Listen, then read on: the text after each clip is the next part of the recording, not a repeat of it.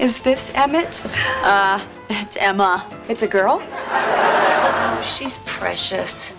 Do you ever worry that she's gonna get your real nose? Yes, I do. I really do. Yeah, hang on one sec. Can I take this upstairs? Sure. We don't live there, but Seriously? It's just these rooms? I thought you were a doctor. Yeah, no, Ross has a PhD. Ew. You're on Days of Our Lives. Yeah. Wow. They must put a lot of makeup on you.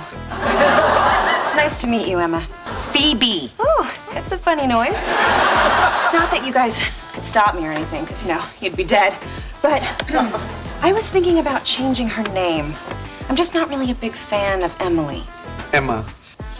Emma, Ross wants you. Phoebe! Why does she keep making that noise?